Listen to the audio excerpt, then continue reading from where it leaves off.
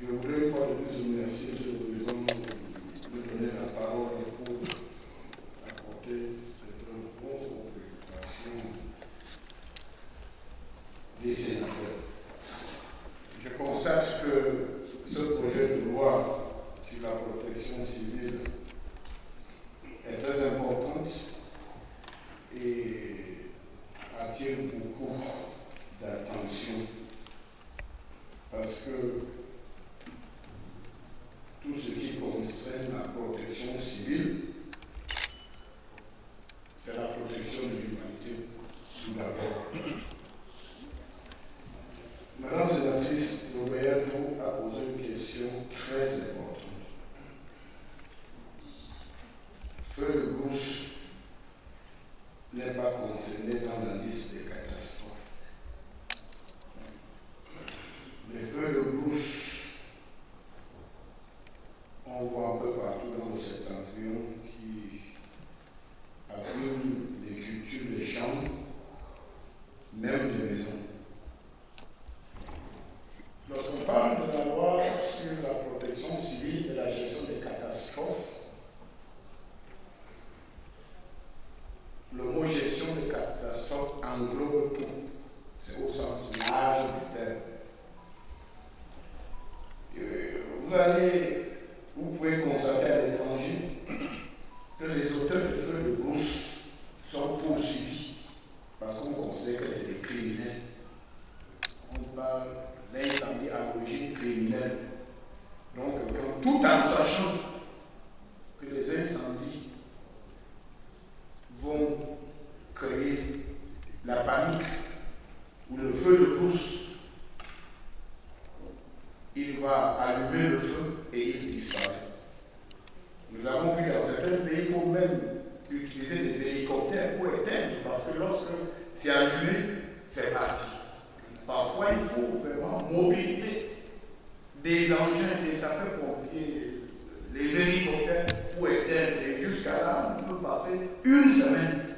Donc, je voudrais répondre à Madame la sénatrice Robert que ceux qui sont coupables de cette acte sont des criminels et ils vont être poursuivis. La plupart du temps, ils sont poursuivis. Parce que la criminelle, vous commencez un peu de brousse ici, ça peut être étendu sur 2 états, 3 états, 50 états. Et tout ce qui englobe, ça détruit les maisons. Le feu de brousse, parfois, c'est dévastateur. Je dis dévastateur. Et même pour éteindre, il faut beaucoup de moyens.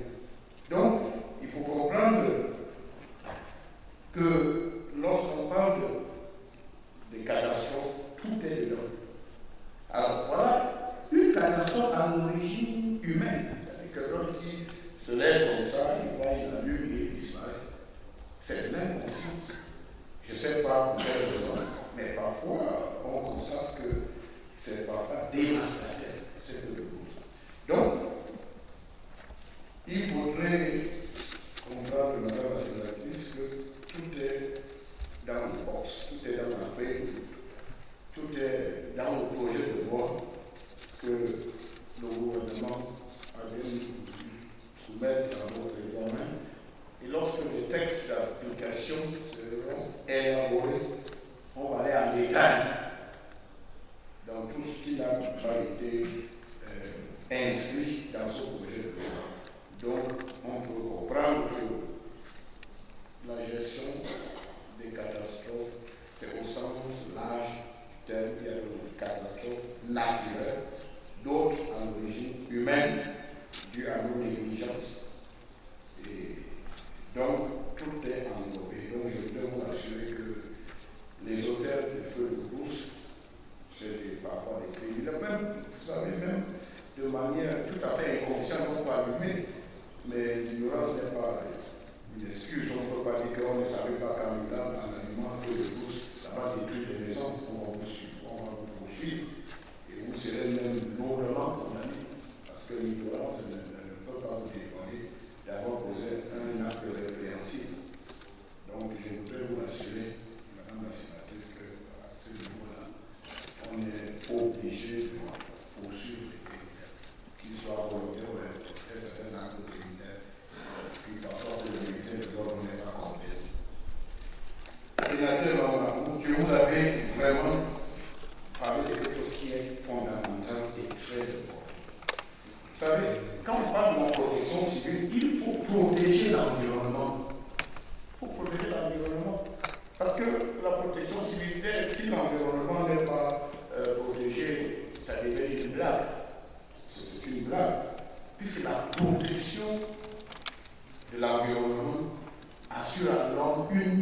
meilleure qualité de vie.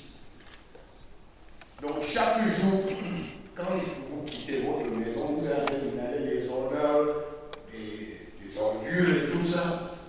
Vraiment, cet avion est en train de faire le contraire de ce que nous devons faire. Et vous avez parlé des ordures, vous savez que dans le discours du chef de l'État, le 31 décembre 2023, parmi les récriminations, il a parlé des ordures. Qu'est-ce qu'on fait? Quand le chef d'État a parlé, le discours du chef d'État doit être perçu comme un décret. Quand le chef d'État a parlé, ça veut dire que les gens doivent se mettre au travail. Il ne viendra plus vous interpeller autrement. Le chef d'État gère une nation. Et dans la nation, au pays, chacun a une responsabilité et chacun doit faire face à ses responsabilités. Nous parlons de la décentralisation. Les maires exigent plus d'autonomie, ceci, ça. Mais comment un maire de la ville peut être heureux quand on lui dit qu'il y a des poubelles partout? Donc je crois que le simple fait que le chef d'État a parlé de ça lors de son discours de fin d'année, c'est une façon d'interpeller ceux qui sont concernés, que le président n'est pas content. Quand vous allez dans certains pays à côté où je ne vois pas les poubelles, vraiment je ne vais pas citer, mais nous devons travailler. Et le président Paul Biya ne veut plus des paroles ou des promesses. Il avait dit un jour que l'heure est à l'action. Les Camerounais veulent voir des actions. Le maire ne peut pas dire qu'il travaille lorsqu'on... Non, vous savez, il y a quelque chose que je ne comprends pas. On ne justifie pas l'échec. Il faudrait que les gens sachent. Sur la terre, l'échec est orphelin. Quand vous avez échoué, vous restez seul. L'échec est orphelin. Mais quand quelqu'un réussit, tout le monde dit que j'ai participé à sa réussite. Vous savez, celui qui m'a enseigné à l'école primaire, au collège, aujourd'hui, quand il voit, il est content, il dit que j'ai enseigné à un âge. Il peut s'associer au succès. Mais si j'avais échoué, qui va s'associer à mon échec?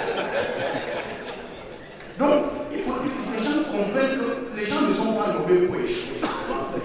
Quand vous êtes maire, vous devez savoir ce que vous devez faire en tant que maire. Vous devez sortir. Quand vous voyez qu'il y a des ordures, vous-même vous portez, vous allez mettre de côté. Quand vous voyez des bacs à ordures en bordure de route, vous devez vous-même dire que les bacs à ordures ne doivent pas être en bordure de route parce que je ne suis pas content de dire. C'est ça. Parce qu'à chaque fois, quand ça ne marche pas, on peut justifier pourquoi on a échoué. On ne justifie pas l'échec. Quelqu'un qui est normal ne justifie pas l'échec parce que l'échec est offert. Quand vous avez échoué, vous êtes seul. Qui vous applaudit quand on marque un but à un match de football, tout le monde applaudit. Mais quand vous perdez un match, qui vous applaudit? Personne.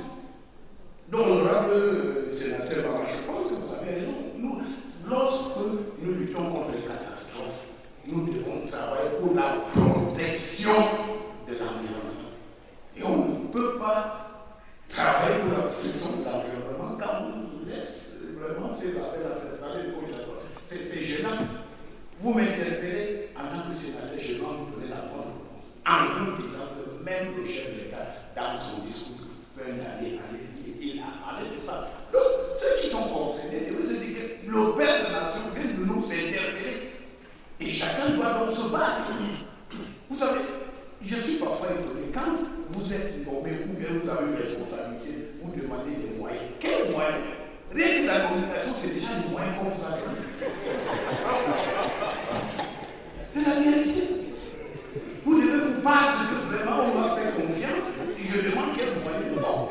Rien que la nomination, le chef de l'État prend son pied pour nous, c'est déjà des moyens qui vous a donné. On a demander des moyens pour faire quoi que ce soit. Donc il y a aucun mot que je vois, vous dites non, je attends des moyens. Quels moyens? Non. Faites avec le peu que vous avez.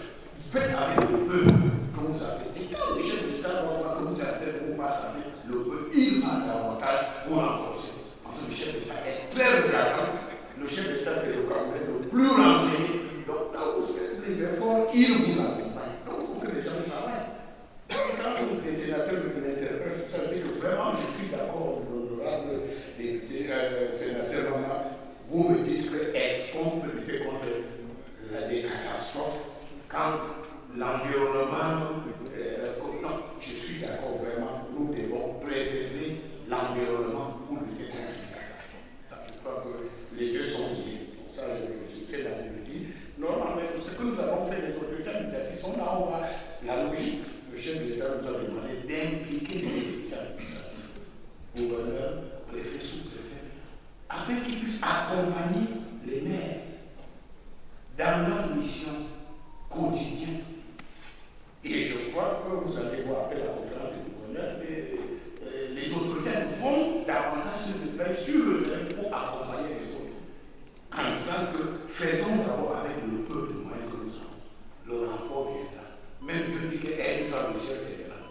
Si Dieu le dit comme ça, c'est parce qu'il faut un minimum d'effort. Ensuite, mais vous aurez la bénédiction du Tout-Puissant. Je suis désolé de le dire, mais je pense qu'il nous faut protéger l'environnement si sincèrement nous voulons faire une catastrophe. Donc je m'exprime dans votre logique, sénateur, vous avez parfaitement raison. Nous on s'excuse du fait que vous avez découvert chez nous depuis 15 ans. Nous, on va le montrer comme d'habitude, et puis on va demander aux autorités de nous accompagner parce qu'en fait, la propriété, c'est quelque chose qui nous arrange tous. Vous savez, quand vous allez à l'église, dimanche, on porte des habits, porte tout ça, parce que quand on veut saluer Dieu, on doit être propre devant Dieu. Donc je crois aussi que nous devons regarder l'environnement comme celui qui va à l'église chaque dimanche.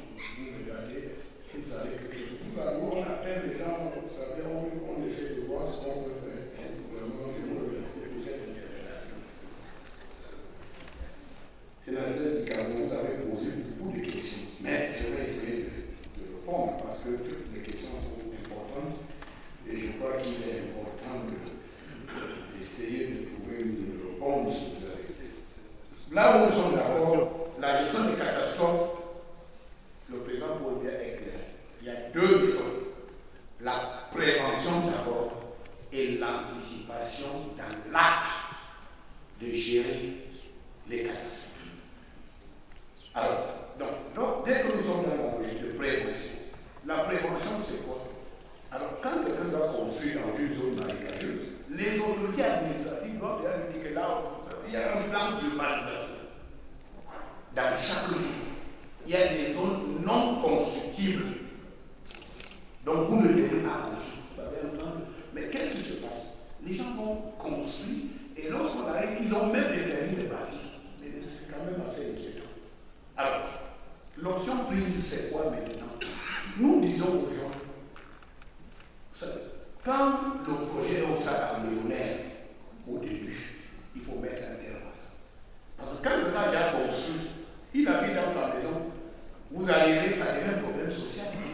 Or, au moment de construire, si on interdit, il va garder son argent. Et il va trouver moyen d'aller là où c'est plus convenable.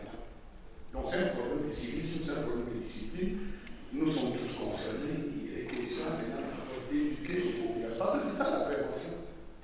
Surtout les catastrophes. Quand on regarde Bois Chabot, il y a 40 maisons perchées sur une colline.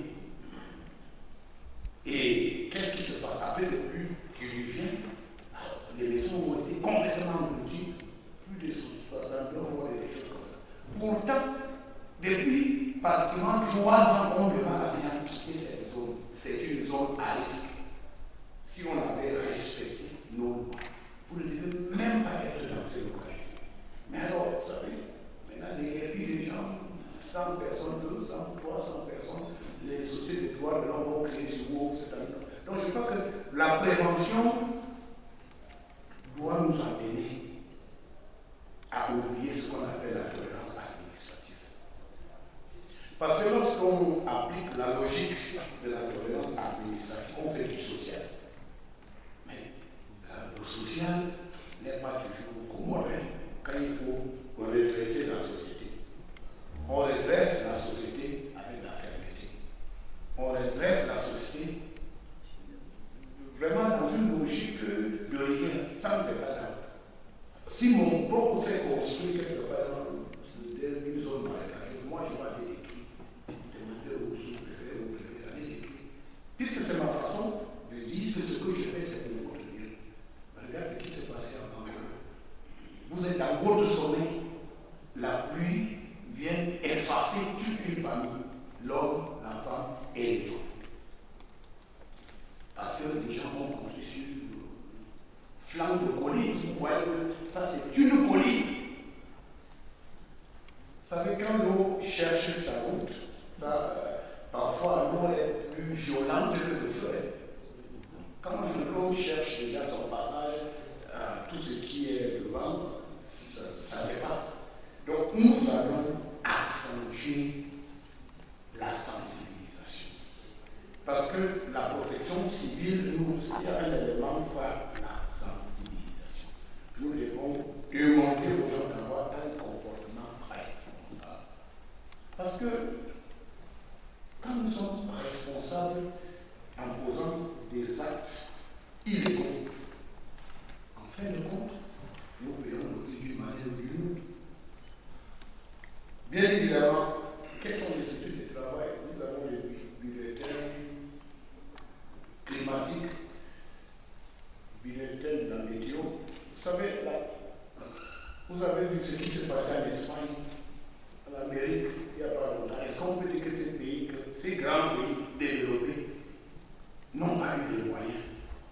Mais ces pays ont été surpris par l'ampleur des catastrophes. Vous voyez, nous pouvons mesurer la quantité de pluie pendant 6 mois. Mais si on vous dit que la quantité de pluie de 6 mois tombe en 1 mois ou en 3 semaines, imaginez à peu près ce que c'est. Maintenant, les pays occidentaux, non pas qui sont mieux outillés, qui ont des appareils, qui peuvent prévoir tout ce qu'on peut imaginer, n'arrivent pas. Donc, nous sommes des États jeunes. Donc, nous devons être plus vigilants et plus conséquents dans les actes que nous posons. C'est important. Donc, nous avons des bulletins climatiques, nous avons des partenaires à l'étranger, nous avons beaucoup de nos cadres en formation. Pour le chef d'État, ici, c'est la formation. Cette année, la protection civile, nos éléments, ils ont été en Chine, ils ont été à Istanbul, ils ont été à Paris, ils ont été en Russie 2-3 fois pour la formation. Parce que le chef d'État ici, c'est sur la formation. Et maintenant, même les autorités administratives vont aller en formation. Parce que la gestion des catastrophes englobe beaucoup de choses. Il faut être pratique et pragmatique. Et savoir exactement ce qui a lieu faire lorsqu'il y a des catastrophes. Bon, le lac Nyos, on ne va pas revenir sur ça. Aujourd'hui, on arrive maintenant à gérer parce que plus ou moins, on est mieux outillés. Les responsables de la protection civile vont là-bas chaque année, 1 fois, 2 fois, pour faire une évaluation. Et il y a une technique pour mesurer, pour savoir si le gaz tourne. Donc vraiment, nous y sommes. On essaye de faire ce que nous pouvons faire. La falaise de John, vous savez, c'est dommage parce que la logique, c'est quoi? Quand il y a des mouvements, on demande aux gens de ne pas aller sur le site. Normalement, il aurait fallu attendre 2 ou 3 jours avant de commencer les interventions. Mais le lendemain, les moyens sont arrivés alors qu'on avait demandé au gouverneur. Dites aux gens, il faut observer un temps d'observation. Les engins sont allés, il y a eu un deuxième qui était plus dévastateur. Et nous avons vu ce qui est arrivé. Donc la gestion des catastrophes, c'est quelque chose. Nous sommes à l'école et nous disons que nous apprenons tous les jours les pays occidentaux qui sont plus outillés, qui ont plus d'expérience, ont parfois beaucoup de la peine à maîtriser ces catastrophes. Donc voilà pourquoi nous devons être extrêmement prudents. Nous devons être outillés. Et vous savez, pour l'instant, je crois quand même qu'en Afrique, aucun n'est cité parmi les pays qui gèrent bien les catastrophes parce qu'on arrive à limiter les dégâts. Il faudrait savoir que nous allons vivre avec les catastrophes. Le changement climatique, c'est une réalité. Il y a des choses qu'on ne maîtrise, il y a des paramètres qui ne dépendent plus, qui peuvent nous surprendre à tout monde. Donc, nous devons la prévention, il faut anticiper. Parce que lorsqu'on anticipe, en réalité, on arrive à limiter. C'est qu'est-ce qu'il faut maintenant? En gérant les catastrophes, il faut limiter les dégâts collatéraux, il faut limiter les faits humains, il faut limiter la destruction.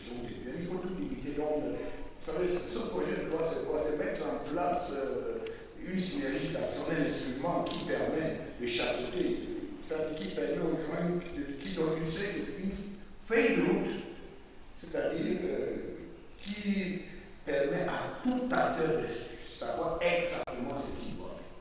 Vous savez, moi, le ministère de la Direction territoriale, nous avons la question de la protection civile, les sapeurs-pompiers sont concernés par la gestion des catastrophes. Sur le MINEF, il y a des ambulances à l'hôpital central, et ainsi de suite. Donc, le projet de loi veut maintenant créer c'est-à-dire un instrument qui regroupe tous les acteurs afin que la gestion soit plus efficace. Et cette synergie, vous savez, nous avons l'habitude de l'absence de planification, c'est comme si on disait la planification d'échec, celui qui ne planifie rien, enfin, comme échoue dans sa stratégie. Bon, je crois que le projet de loi, c'est ce projet de loi nous permettra de mettre en place les structures, et lorsqu'il y aura dans les textes d'application, les détails qui ne sont pas ici, on va dire le président du texte d'application. Donc, je vous prie de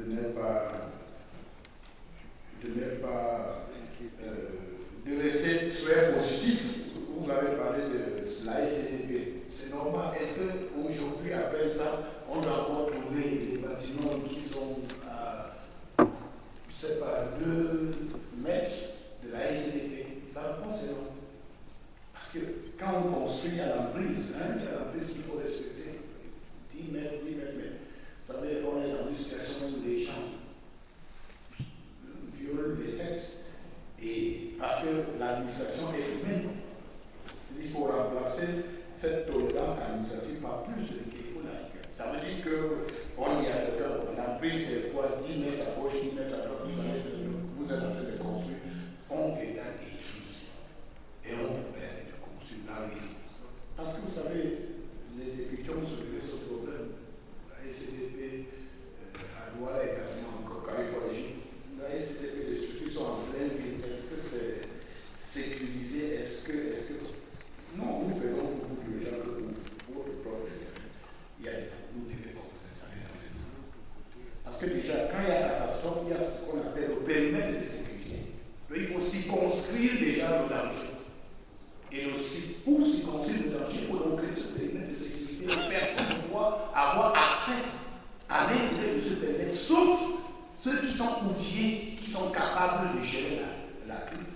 C'est ça la vérité. Donc, si le périmètre de sécurité, il y a des maisons à gauche, il y a des maisons à droite, c'est vraiment ça perturbe même le mécanisme de secours. Parce qu'il faut, au même moment où on est en train de sauver les gens pour les mettre à l'abri du danger, il faut accorder des secours à ceux aux victimes, les deux contre le père.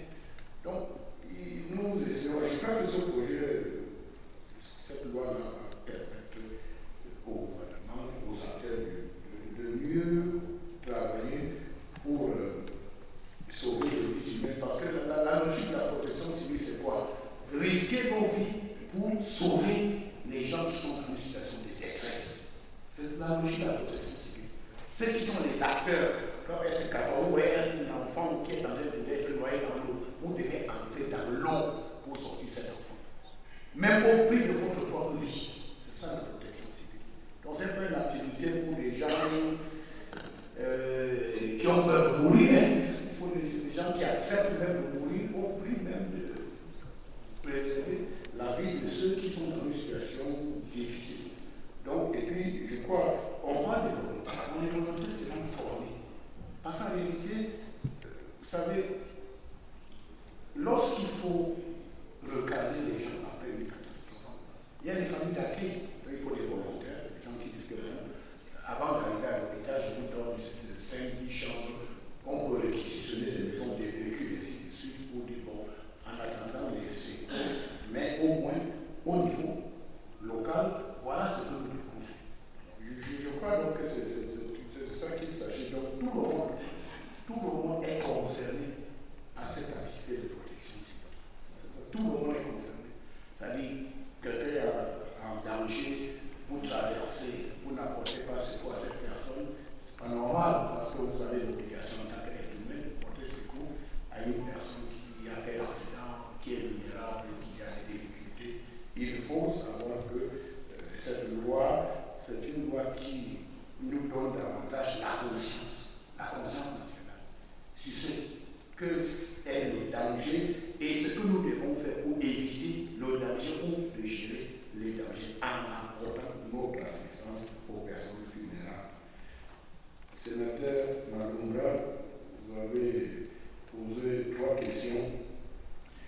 la gestion des urgences, il y a une cellule de gestion. Bien évidemment, la direction de la protection civile a une cellule de crise, ainsi que quand il y a une catastrophe quelque part, qu'est-ce qu'on fait d'abord? On prend des notes. Quelle est l'ampleur de cette catastrophe? Parce que déjà, si vous ne connaissez pas l'ampleur de cette catastrophe, vous ne pouvez pas mettre en place le mécanisme propre, efficace pour sa gestion. Donc la première, c'est de faire de route où on enregistre le préfet là, le sous-préfet, le gouverneur, tout le monde. Donc il y a immédiatement ce qu'on a une cellule de crise pour gérer les catastrophes. Et à travers ça, on fait un recensement. Quels sont les objectifs à atteindre? Ainsi de suite, avant de déployer les gens sur le terrain. Donc je pense que chez nous, déjà, ces mécanismes existent. Quels sont les moyens de la direction de la protection civile? Les moyens sont là. Vous constatez que, par exemple, on voit des inondations à Koussa. Dès le lendemain, même à minuit, nous pouvons déployer 2-3 camions, des matelas, des couvertures, des organismes. Ça veut dire qu'il y a un dispositif qui est là. Parce que ce n'est pas le jour où on parle de catastrophe, on commence à acheter des couvertures de la. Non. On sait, à travers les informations que nous gérons chaque jour, qu'il peut y avoir des catastrophes dans telle ou dans telle région. Et en fonction du type de catastrophe prévu, on met en place un mécanisme de gestion et avec le matériel approprié. Donc on le donne. Voilà pourquoi nous sommes à, on me dit, on est un peu proactif, parce que l'instruction que le chef d'État nous avait donnée, c'est d'anticiper. Anticiper sur ces catastrophes. Il y a des inondations anticipées, ça veut dire que nous avons un matériel permanent disponible dans certaines localités. Dès qu'il y a crise, nous savons exactement ce qu'il y a lieu de faire. Donc, le cas d'analyse des catastrophes, si nous avons, c'est vrai qu'on a des difficultés avec la variation de la météo. Aujourd'hui, on nous donne des prévisions qui ne sont pas tout à fait exactes. C'est le changement climatique. Donc, je suis tenté de dire que, qu'on ne le veuille pas, nous devons vivre avec ces catastrophes. Mais ce qui est important, c'est de mettre en place des mécanismes pour réduire l'impact des catastrophes. Donc il faut être proactif, il faut la prévention, il faut des actions rapides. Il y a des extrêmement rapides. Si on veut limiter les dégâts en matière de catastrophes, nous devons être très rapides dans la gestion des catastrophes. Parce qu'une minute perdue peut être fatale. Donc nous sommes là, toujours éveillés, je dis bien toujours éveillés et prêts à agir en cas de catastrophe. C'est le terme à la vie. Alors, les plans recettes, vous savez, nous sommes en train d'améliorer le cadre de la gestion de la protection civile. Mais on ne va pas tout détruire. Tout ce qu'on avait reste en place. On ne les enlève pas. Mais on va améliorer parce que nous serons mieux outillés. Si jamais les organes prévus sont créés, vous allez constater que dans pratiquement chaque département, il y aura un dispositif opérationnel. Ça veut dire que s'il y a quelque chose, puisque le département gère les arrondissements, donc on commence à mener des actions immédiatement en attendant que les grandes actions viennent après. Donc je crois que tout ce qu'on avait avant comme dispositif opérationnel reste. Mais ce qui va se passer avec le nouveau cadre légal, on va étoffer ce qui existe et pour renforcer le dynamisme dans l'intervention et pour avoir des résultats probants. Bon, le financement attendu, vous savez, la logique du chef d'État, c'est que, bien évidemment, nous allons attendre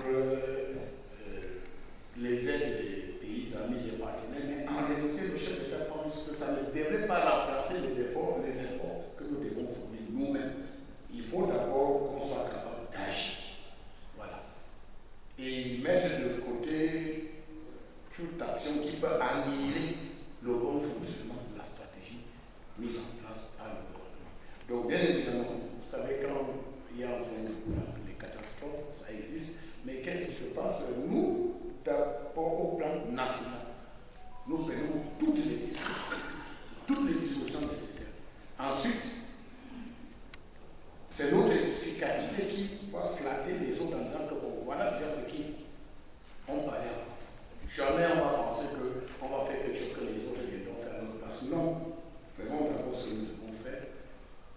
Nous mettons en place le dispositif, nous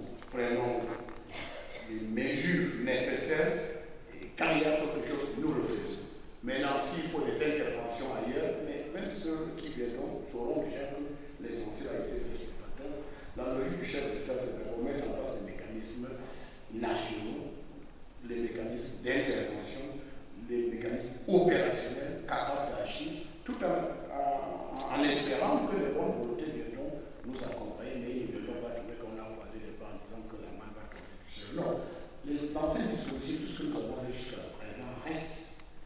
Nous allons étoffer, on va améliorer, tout en espérant que nous avons des partenaires qui pourront nous appuyer, mais tout en sachant que là, les choses vont se faire normalement. Donc il y a le siège de l'OIPC. C'est un projet, bon, j'avoue quand même que l'OIPC traverse des moments difficiles, mais je crois qu'il y a un accord cadre. Nous étions au siège de l'OIPC il n'y a pas longtemps.